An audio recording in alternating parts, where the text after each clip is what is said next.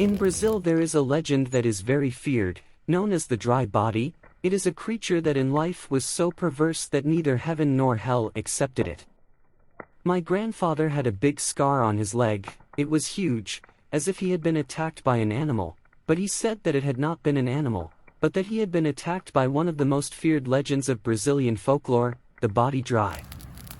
He said that when he was young, he lived in São José dos Campos, a Brazilian city, but that he really liked to hike through the rural part of the city. He ended up making friends with the rural landowners. Once making a trail, he arrived at a gate of a small place. As it was hot, he clapped his hands to ask for some water. The very friendly owner of the small property asked what they were doing there, since the end of the afternoon was already falling and night was approaching. My grandfather explained, he who liked to hike in nature, who already had experience walking through the woods.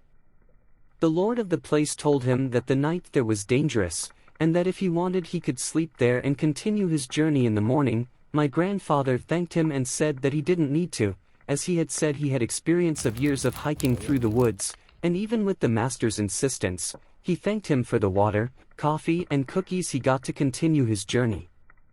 The gentleman then told him not to leave the road, and that he should always be attentive to any noise, and that, whatever happened, he would not go into the grass nearby. My grandfather went on a trip, and you know how things are, when a person says, when reaching the corner, don't look to the left. What is the first thing that person does when arriving at the corner? That's right, look to the left. With my grandfather it was no different. Already on the road, when he saw a ravine with the flashlight and a large grassland in the background, his curiosity got stronger, and he went down cutting the vegetation with his machete. At a certain point, when he arrived at a clearing, he began to smell a very strong smell. It seemed like the smell of decomposing meat. At first he thought that that place served as a disposal for some animal that the old man from the place used. Maybe that's why he didn't want that he was there.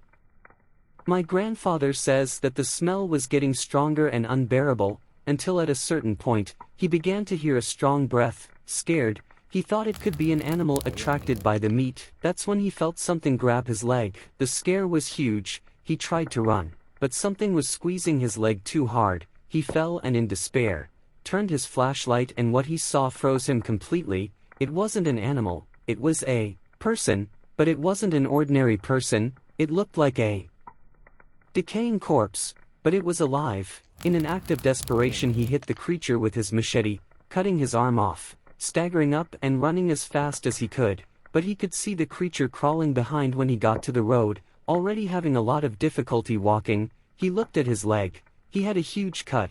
It looked like he had been cut with razors. He walked a few more kilometers in a lot of pain, but the fear was so much that he couldn't stop. When he arrived in the place, he shouted desperately. The man ran to help him, took him inside to take care of the wounds, and later took him to the hospital because he would need a lot of stitches. On the way to the hospital he nervously asked, "You got off the road, didn't you? You went where I said you weren't supposed to go, didn't you?"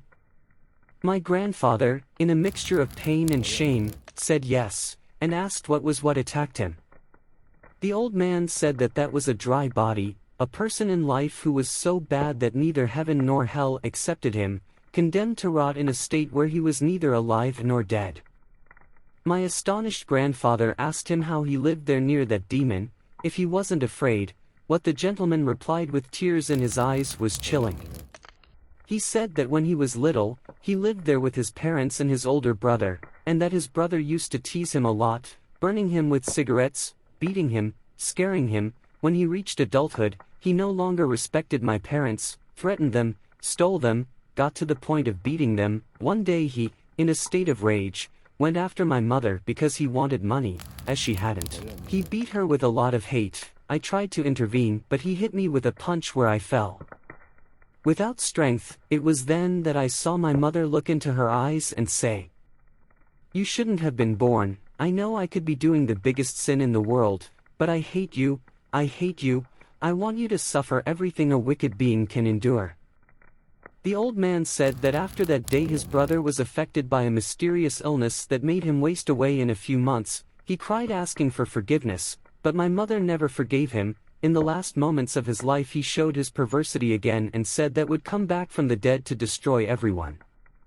In a short time he died, and was buried in a clearing a few kilometers away, in the grassy area. A few weeks later we went back there to put a cross, but the grave was open, and he was no longer there. I was sure he came back from the dead, like a dry body.